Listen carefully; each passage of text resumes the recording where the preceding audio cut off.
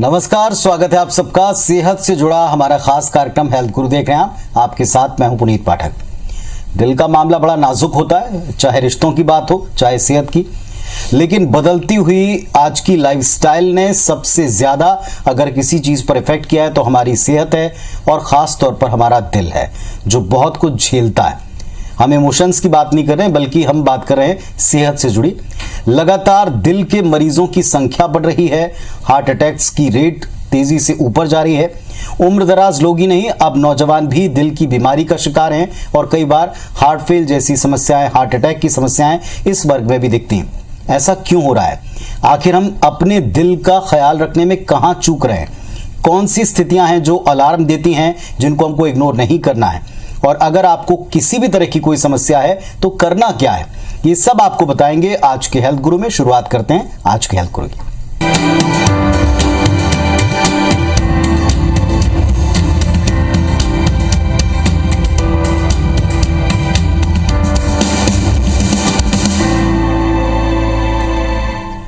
तो दिल के बिना जीवन नहीं, लेकिन हमारे दिल का ख्याल हम खुद कैसे रख सकते हैं ये बताने के लिए हमारे साथ में आज एक्सपर्ट के तौर पर जुड़े हैं मोती रमानी हार्ट क्लिनिक के director, MD medicine, DM cardiology, doctor Nikhil मोती रमानी। सर, डॉक्टर साहब नमस्कार, बहुत स्वागत है आपका हेल्थ गुरु में। नमस्कार पुनीत जी, सभी दर्शकों को मेरा नमस्कार। डॉक्टर साहब, जैसा हमने ओपनिंग में कहा कि आज की तारीख में सबसे चिंता की बात यह कि दिल के मरीजों की संख्या बढ़ रही है और उससे भी चिंता की बात ये कि अब हर आयु वर्ग में आ रही है। क्या वजह आप इसकी पाते हैं? ये बिल्कुल ही सही चीज है और बेहद ही चिंताजनक है, क्योंकि आज से अगर हम 10 साल पहले ही चले जाएं तो हमने सुना था कि दिल की बीमारियां 55 के ऊपर, 60 के ऊपर देखने मिलती हैं। पर आज के खास करके ये कोविड पेंडेमिक के बाद हमने जो देखा है और फिलहाल 10 सालों से जो हमने एक स्थिति देखी है कि अब ये 40 से कम उम्र में भी देखने को मिलती है। यहाँ तक कि जो युवा वर्ग है 25-30 वर्ष के ऊपर के लोगों में भी ये देखने को मिल गई है।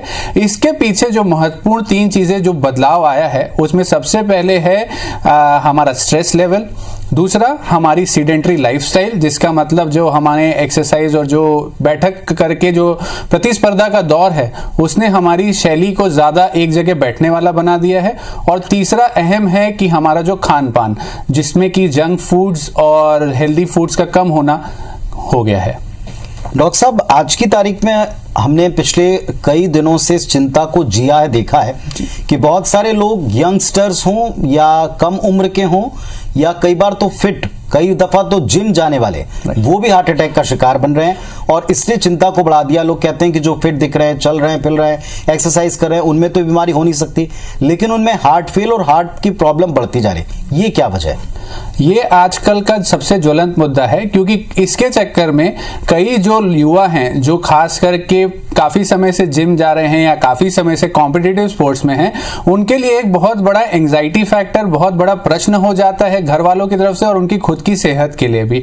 इसके पीछे जो महत्वपूर्ण कारण है कुछ हद तक जेनेटिक्स, उसके अलावा जैसे अगर हम जिम की बात करें, कॉम्पिटिटिव स्पोर्ट्स की बात करें तो स्टेरॉइड या फिर ड्रग्स का सेवन जो कि हानिकारक होता है दिल को, ये और बाकी सब चीजों में अगर हम अपने शरीर से ज्यादा, जैसे कि बॉडी बिल्डिंग में कई लोग अपने लेवल को न जानते हुए उससे अत्यधिक एक्सरसाइज कर लेते हैं।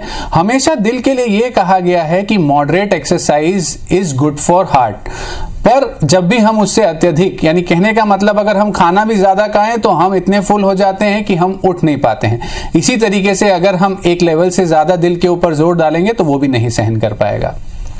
दिल की सेहत का मामला जहां आता है तो वहां 3-4 चीजें हर बार कही जाती हैं कि आप अच्छी वॉक कीजिए, अच्छा खाना खाइए, आप स्ट्रेस मत लीजिए। ये स्ट्रेस, सबसे पहले इसी से शुरुआत करते हैं। स्ट्रेस कोई लेना नहीं चाहता, लेकिन इसी बात का कि कहीं हम दिल की बीमारी के शिकार तो नहीं बन रहे हैं, इसका भी स्ट्रेस लोगों को हो सकता है। स्ट्रेस मैनेजमेंट के लिए आप लोगों को क्या सलाह देते हैं? स्ट्रेस जो है, जैसा मैं अभी कह रहा था कि ये है प्रतिस्पर्धा का दौर। कॉम्पिटिटिव लाइफस्टाइल काफी अच्छी होती है आपकी उन्नति के लिए, काफी प्रगति के लिए, पर इसके साथ जो 2 बुरी चीजें जुड़ के आती हैं वो हमको मिलती है एंजाइटी के रूप में, और यही एंजाइटी एक साइकिल बना देती है। इसके लिए हमें अपना स्ट्रेस मैनेजमेंट बहुत आसानी से किया जा सकता है, क्योंकि स्ट्रेस लेवल्स आज की डेट पे काफी हाई हैं। इसके लिए इन्वॉल्व योरसेल्फ इन एक्टिविटीज, कहने का मतलब ये है आपको जो चीजें पसंद है, किसी को म्यूजिक पसंद है, किसी को स्पोर्ट्स पसंद है, आप उसमें इन्वॉल्व होइए। योगा, मेडिटेशन, ये 2 और अच्छे तरीके हैं जिनसे कि आप अपना स्ट्रेस लेवल्स को कम कर सकते हैं। बाकी music therapy is a very good therapy to control the stress. अगर हम दिल की बीमारी को कैटेगराइज करना चाहें उम्र वर्ग के हिसाब से, चूंकि अब तो ये किसी खास उम्र वर्ग का हिस्सा ही नहीं रहा, Right. छोटे बच्चे से लेके बुजुर्ग तक हर कोई इसका शिकार होता दिख रहा है। हर उम्र वर्ग के लिए आपकी क्या सलाह है, या पहले आप ये बताएं क्या इंडिकेशंस हैं जो अलग अलग वर्गों में दिखते ही डॉक्टर के पास, आपके पास लोगों को आना चाहिए? अगर हम उम्र के हिसाब से बात करें तो अगर हम देखें बच्चों में या फिर 20 से कम की युवाओं और बच्चों में, तो उसमें सबसे ज्यादा या तो जेनेटिक बीमारियां जैसे कि बच्चों के दिलों में छेद, या फिर इन्फेक्शन से जिसको कि हम रूमेटिक हार्ट डिजीज वगैरह जो रहती हैं वो बीमारियां पाते हैं, जिसके कि ज्यादातर सिम्टम्स और ज्यादातर लक्षण होते हैं सांस फूलना या हृदय गति बढ़ जाना। इसके ऊपर पहले 20 से 40 में हम जो कहते थे वो कार्डियोमायोपैथीज का चलन होता था, पर आज की डेट में जो हार्ट अटैक्स की बीमारियां 20 के ऊपर किसी भी वर्ष में पाई जा सकती हैं।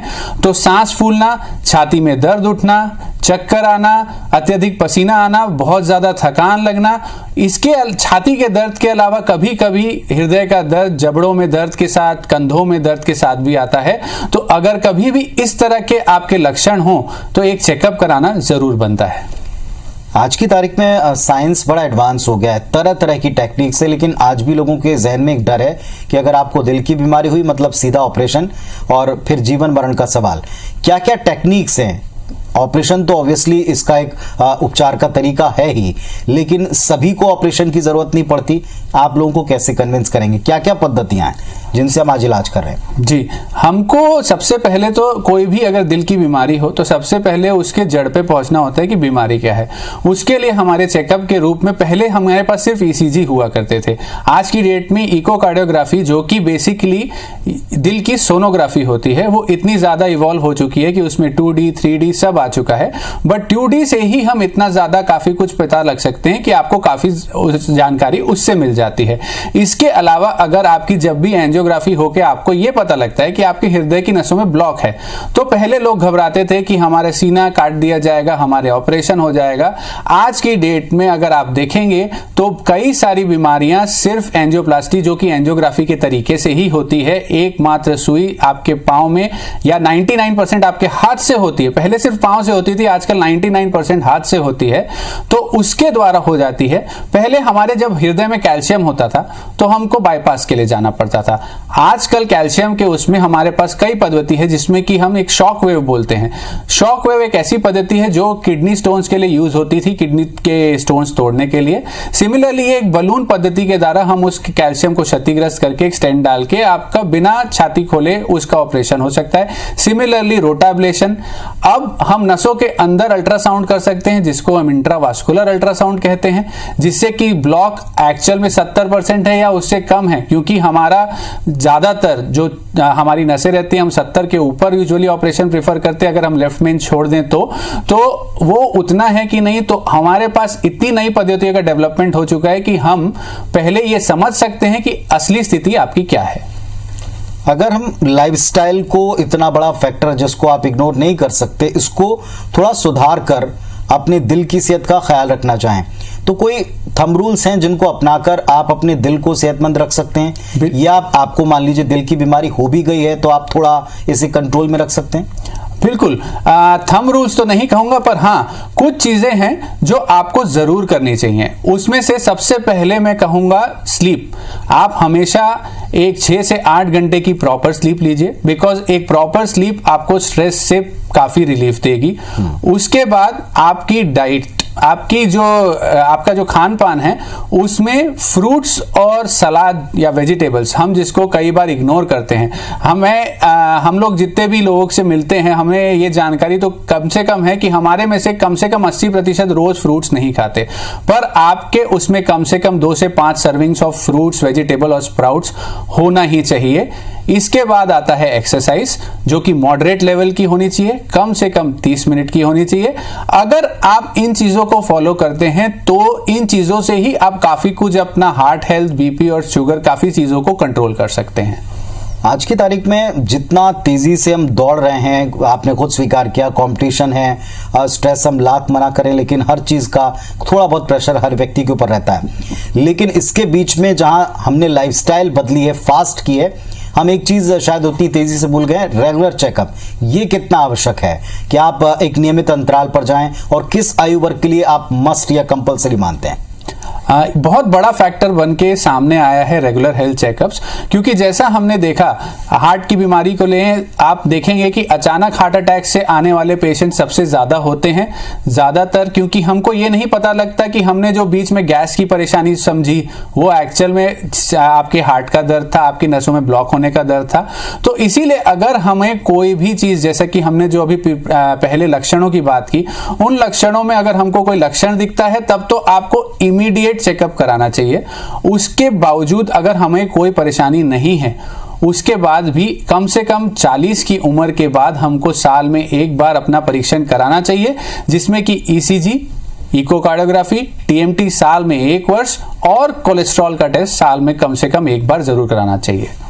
अभी कोविड के बाद में बहुत सारे ऐसे बीमारियां या लक्षण हैं जो उभर कर दिखते हैं अंतराल के बाद में, एक टाइम पीरियड के बाद बार बार दिखते हैं। हम कई एक्सपर्ट से जब बात करते हैं हेल्थ गुरु में, तो कहते हैं कि पोस्ट कोविड काफ़ी कुछ बदला है और इसको एनालिसिस करने का दौर अब भी जारी।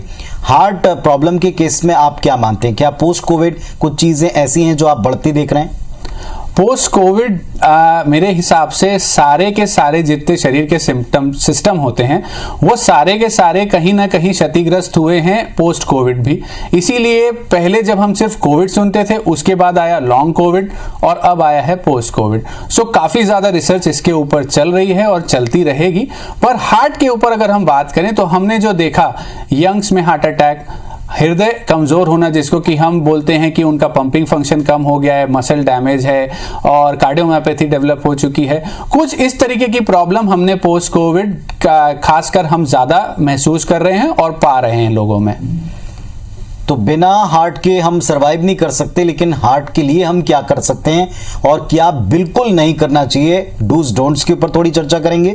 और साथ ही साथ कई ऐसे मिथ हैं, कई ऐसे भ्रम हैं या अधूरी जानकारियां हैं जो हमारे लिए बड़ी दिक्कत पैदा करती हैं। इनके बारे में विस्तार से बात करेंगे। छोटा सा ब्रेक लेके लौट रहे हैं। जाने से पहले याद दिला दें, इस पूरे कार्यक्रम के दरमियान डॉक्टर साहब का नंबर हम टेलीविजन स्क्रीन के ऊपर फ्लैश करते हैं। आप इन पर कॉन्टेक्ट करके अपनी निजी कोई भी समस्या है, आप शंका है, प्रश्न है, तो आप वहां भी प्रश्न पूछ सकते हैं, कांटेक्ट करके अपना अपॉइंटमेंट बुक कर सकते हैं। वेलकम बैक, आप देख रहे हैं हेल्थ गुरु और आज हमारे साथ एक्सपर्ट के तौर पर डॉक्टर निखिल हैं जो दिल की सेहत के ऊपर हमसे विस्तार से बातचीत कर रहे हैं। डॉक्टर साहब, अब तक हमने चर्चा कर ली है कि क्या आपको अपनी दिल की सेहत के बारे में जानकारी रखना चाहिए, लेकिन कई बार जानकारी रखना और अधूरी जानकारी होना ये सबसे खतरनाक होता है। गूगल करना आजकल टेंडेंसी है, लेकिन गूगल पर पढ़ के आप उपचार करना शुरू कर जाएं या छोटी मोटी टैबलेट्स लेना शुरू कर जाएं, ये कई केसेस में बड़ा घातक माना गया है। आप क्या सलाह देंगे? बिल्कुल सही चीज़ है और बहुत ही कॉमन होता है, क्योंकि हर इंसान चाहे कोई भी उनको लक्षण आता है, सबसे पहली चीज़ करता है कि गूगल पे उन लक्षणों को पढ़ता है। पर अगर आप देखेंगे तो छोटे से छोटे लक्षण कम से कम 1000, 100 भी नहीं, 1000 बीमारियों के और हर दवा के कम से कम वही एक लक्षण। जैसे कि अगर मैं डायरिया की ही बात करूं, हर छोटी से छोटी दवा जो हम खाते हैं उसका साइड इफेक्ट कम से कम 100 से 1000 दवाओं का डायरिया होगा। पर क्या उसके चलते हम उसका सेवन नहीं करें या फिर हम कोई ऐसी दवा का सेवन कर लें जिसके साइड इफेक्ट बल्कि ज़्यादा हैं? तो इसीलिए हमारा ये कहना रहता है कि आप कुछ भी लें हमेशा राय के साथ लें, क्योंकि इससे कम से कम जो आदमी आपसे, जो डॉक्टर आपके संपर्क में है, वो आपको देख के, आपकी एलर्जीज जान के, आपके बॉडी की संरचना को जान के ही वो दवा को प्रिस्क्राइब करता है।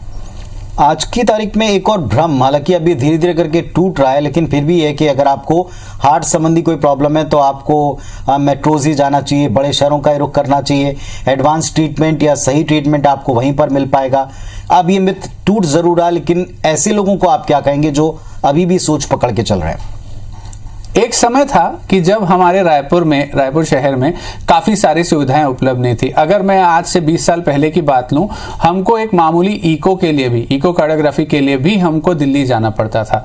सो अगर अब वो चीज़ें हम देखें तो हमारे पास सारी सुविधाएं आज रायपुर शहर में उपलब्ध हैं, चाहे वो डायग्नोसिस की हो, जो कि चाहे इको कार्डियोग्राफी के माध्यम से हो या फिर बड़ी से बड़ी जांच हो। और अगर हम ऑपरेशन की बात करते हैं तो बाईपास सर्जरी भी रायपुर में उतने ही अच्छे डॉक्टर्स के पास, हमारी टीम्स के पास उपलब्ध है। और हम एंजियोप्लास्टी की बात करें तो जो अभी हम पूर्व में चर्चा कर रहे थे कि जो जटिल एंजियोप्लास्टीज होती हैं, जो काफी कॉम्प्लेक्स होती हैं, जिनमें कि हमको कम से कम 5 से 6 स्टेंट डालने पड़ते हैं, कैल्शियम को तोड़ना पड़ता है या फिर हमको इंट्रावास्कुलर अल्ट्रासाउंड का इस्तेमाल करना पड़ता है, वो सब हम आज की डेट पे यही कर सकते हैं। और हार्ट के ऊपर एक चीज सबसे ज्यादा प्रचलित है और हर डॉक्टर उस चीज के ऊपर फोकस करता है, वो ये है कि टाइम इज मसल। आपकी हार्ट की जो मांसपेशी है उसका इलाज जितना सही टाइम और कम टाइम लेते हुए होगा, उसके उपचार के रिजल्ट्स उतने ही अच्छे होंगे। सो हम जितना टाइम बाहर की सिटीज जाने में उसको इस्तेमाल करते हैं, उससे जल्दी अगर हम रायपुर में वही पद्धति का इस्तेमाल कर लें तो हमारा हार्ट और हेल्दी रहेगा। कई बार डॉक्टर साहब लोगों की ये शिकायत होती है कि उन्होंने इलाज कराया, कई दफ़ा कुछ सर्जरीज भी कराई, लेकिन उसके बाद भी उनको समस्या या तो दोबारा उभरती है या वापस लौटती है। इसकी वजह आप क्या पाते हैं? ये बहुत ही एक अच्छा प्रश्न है और इस प्रश्न को सबको इसका उत्तर या फिर इसके पीछे का जो एस्पेक्ट है वो सबको समझने में या जानने में बहुत ज़रूरी है। क्योंकि अगर आप देखेंगे, अगर आपका हार्ट के ब्लॉक का इलाज या बाईपास सर्जरी से या एंजियोप्लास्टी से हुआ है तो सबसे प्रथम बात यह है कि आपके हृदय की नसों में ब्लॉक बनने की क्षमता बाकी लोगों से ज़्यादा है। सो उस ब्लॉक का उपचार या तो वो स्टेंट डाल के या वहां पे बाईपास ग्राफ्ट लगा के हुआ है, पर वो चीज उस जो आपकी परेशानी थी उसका निदान है। पर आपका निदान कहां से आएगा या वो ब्लॉक बनाने की क्षमता क्या आपकी शरीर नहीं करेगा, वो आपके शरीर के ऊपर है। इसीलिए हम कहते हैं कि दवाओं के साथ, ऑपरेशन के साथ जो सबसे ज्यादा जरूरी है वो दवाओं को फॉलो करना और अपने लाइफस्टाइल को मॉडिफाई करना, ताकि वो चीज रुक जाए। चूंकि हमारा शरीर एक संरचना है, वो अपना काम करता रहेगा। तो जब नॉर्मल में ब्लॉक बनता है तो बाकी में ब्लॉक बनने की क्षमता होती है, पर अगर हम जो डूज हैं, जो करने की चीजें हैं वो करें तो उसके चांसेस लगभग मिनिमम हो जाते हैं। हमने बहुत चर्चा की है कि हमें क्या क्या करना चाहिए, किन सिम्टम्स पर ध्यान देना चाहिए, लेकिन क्या चीज़ें जिसको आप पूरी तरह अवॉइड करें, और ख़ास तौर पर वापस से अगर हम उम्र के मुताबिक देखें तो ख़ास उम्र के बाद में आपको वो चीज़ें बिल्कुल नहीं करनी है अगर आप दिल को सेहतमंद रखना चाहते हैं, वो क्या है? डोंट्स पर बात करें। जो चीजें हमें नहीं करनी ये बहुत जरूरी होता है, क्योंकि हमें बहुत लोग बताते हैं कि आप ये करिए, आप वो करिए, आपको ये अच्छा रहेगा, आपको वो अच्छा रहेगा, पर मैक्सिमम जो हम नहीं जानते हैं कि हमको क्या नहीं करना है। अगर मैं यंग ग्रुप की बात करूं या फिर लेस देन 20 की बात करूं, so that is the most competitive phase of the life. हम या तो हमारे बोर्ड एग्जाम्स की तरफ से वो रहते हैं या तो फिर हम अपने कॉम्पिटिटिव एग्जाम्स में लगे रहते हैं। मेक श्योर कि आप लोग अपनी जो भी कॉम्पिटिटिव लाइफस्टाइल है उसमें बने रहें, बट उसमें अपना स्ट्रेस लेवल मिनिमम रखें, क्योंकि जब तक आपका स्ट्रेस लेवल हाई रहेगा आपकी हेल्थ कहीं ना कहीं इफेक्ट होती रहेगी। आपको ये मेक श्योर करना है कि आप स्लीप कम से कम, जो आपकी निद्रा है, आपका जो सोना है वो कम से कम 6 से 8 घंटे का रखें।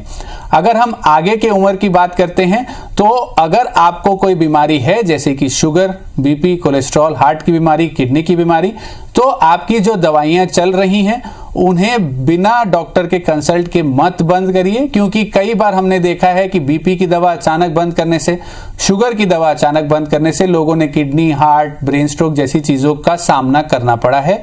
इसके अलावा जो चीज करनी है वो है routine health checkups. Routine health checkups को अपनी लाइफ का एक पार्ट बनाइए, जैसे कि हम बाकी सब चीजें रूटीन में करते हैं। जैसे कि अगर आप, बहुत ही एक छोटा एग्जांपल देता हूं, पानी के लिए जो हम आरओ यूज करते हैं, वो भी चाहे हम अपने रूम में ठंडी के लिए जो एसी यूज करते हैं, सब आते हैं कि मिनिमम आपको इस टाइम पे सर्विस करा लेने चाहिए। So it is not a service for your body, but ये आप अपनी बॉडी के लिए खुद एक उसके हेल्थ के मापदंडों को देखने के लिए करेंगे। सो ये रूटीन चेकअप्स को आप अपनी लाइफस्टाइल में शामिल करिए। तो डॉक्टर साहब ने एक बहुत ही काम की बात कही है कि अगर आप छोटे से छोटा इंस्ट्रूमेंट उपकरण देखें जो आपको एक खास उम्र वर्ग के लिए आता, जब उसे भी एक लिमिटेड टाइम के बाद में आप दोबारा वापस उसी सेवाओं के लिए आप सर्विस कराते हैं, तो फिर आप भी अपना चेकअप कराएं। और इसके लिए आप उन नंबर्स को जरूर नोट कर लें जो टीवी स्क्रीन पर आ रहे हैं, क्योंकि डॉक्टर साहब, उनकी टीम वो पूरी तरह से तत्पर है ताकि आप अपनी शंकाओं का, अपनी बीमारियों का, व्याधियों का समाधान वहां से प्राप्त कर सकें। डॉक्टर साहब, बहुत से लोग आपको इस वक्त लाइव देख सुन रहे हैं और उनका सबका एक सवाल होता है कि आज की तारीख में हम कैसे अपने आप को ओवरऑल दिल की बीमारियों से एकदम दूर रख पाए, या क्या ऐसी कुछ मेडिसिन हैं जो एक उम्र के बाद लोगों को रेगुलरली लेनी पड़ती हैं। सॉल्ट और पानी को लेकर भी कई लोगों के सवाल होते हैं, क्या ये दिल के दुश्मन है या कम या ज्यादा लेने से कोई असर पड़ता है? बहुत ही अच्छा प्रश्न है, क्योंकि जब मैं मेडिसिन की बात पे आता हूं तो कई लोगों का प्रश्न होता है कि सर क्या हम एस्पिरिन की दवा रोज ले लें, क्या हम कोलेस्ट्रॉल की दवा रोज ले लें। तो सबसे पहली बात, सिर्फ हार्ट में ब्लॉक न बने उसके लिए एस्पिरिन खाना बिल्कुल भी लाजमी नहीं है। सो वो एक गलती बिल्कुल मत करिएगा, क्योंकि कई लोगों को ब्लीडिंग टेंडेंसी होती है क्योंकि उनका रक्त पहले ही पतला होता है, तो ऐसे केसेस में हेमरेजेस खास करके ब्रेन में चांसेस बढ़ जाते हैं। पर इसके साथ साथ जो आपको साथ साथ हमेशा फॉलो करना है वो एक लाइफस्टाइल को फॉलो करना है, जिसमें कि आपको अपना एक्सरसाइज लेवल, कहने का मतलब एक्सरसाइज के पीछे मत भागिए, आप एक जगह बैठ के काम मत किया करिए।